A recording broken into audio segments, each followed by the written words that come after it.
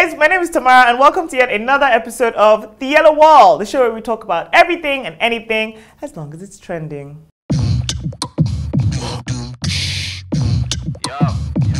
Make I tell the matter, still an butter with this pure water, but no be me go judge. I like to think we're all familiar with the super talented Simi. In case you're not, she's a singer, songwriter, and producer who's worked with the likes of Files and her husband, Adekunle Gold. I also like to think we're all familiar with Yahoo Boys. They're the guys who basically make a living doing fraud, 419, scamming people, the whole thing. Simi recently stood up against Yahoo Boys saying that what they're doing is wrong and that they're harming us all by taking people's money and giving other non-419 Nigerians a bad name internationally. Simi also officially banned Yahoo Boys from buying or listening to her music. See, to me, that makes a lot of sense. A popular musician using her status to stand up against something that's wrong. You would think that other people would be happy about that and celebrate her. But because Nigeria is a wild and crazy place, the reaction was the complete opposite.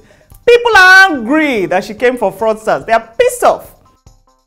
Because people are angry that she come from that. You don't know that some of these fraudsters are murdering people's children? Are they?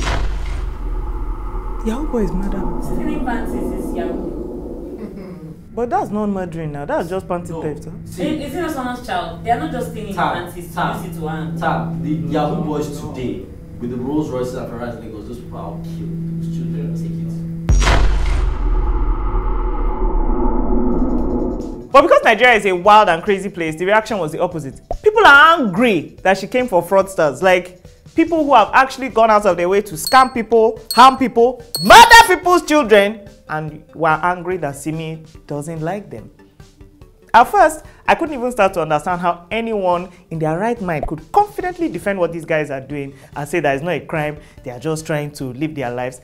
They are literally stealing other people's money, killing people, hurting people, and yet you regard them as genuine businessmen? But then I realized in this Nigeria, there's quite a few things we frequently experience or hear about and now see as perfectly normal, even though in actual fact, they are very illegal. Which brings me to my topic of today, things that are perfectly normal in Nigeria, but are also super illegal. Crime 1, prostitution. We all know that VI, Allen Avenue, Instagram, basically everywhere in Lagos is just full of ladies standing around waiting to perform all sorts of acts once the sun goes down. But even though we're all used to it, the fact remains that all these women are breaking the law. Prostitution is illegal in Nigeria and so is soliciting a prostitute. A friend once told me he isn't into street walkers and all these ones on the road, but that him and his friends, when they go to the strip club, they have sex with strippers. And while strip clubs aren't illegal, the ones that charge customers money to sleep with the strippers technically qualify as brothels, and surprise, that's also very illegal. Crime 2, child hawking. Every time you innocently buy gala or plantain chips in traffic, you're kind of committing a crime. According to the Child Rights Act of 2003, it's illegal for kids to sell things on the streets, and it's illegal for you to buy things from them. I know, it all seems so harmless. We get a snack, a poor child gets some money, it's a win-win. But the fact remains that it's against the law. Oh, and speaking of kids and the law, another thing that's illegal is hiring kids as domestic help. So if right now there's a little boy at home sweeping up your parlor, then congratulations, you are a criminal. Crime 3 is an obvious one, but still not a thing anyone cares about enough to take seriously. Driving without a license. Look, I think we all know, it's illegal to drive without a license. It's not that you don't know, we all know. But many of us have just not bothered. Even though we've been stopped, we've had to pay a fine, But do many of us actually bother to go through the tedious process of getting one? No, not really. Even you people, crew here, do you people have license?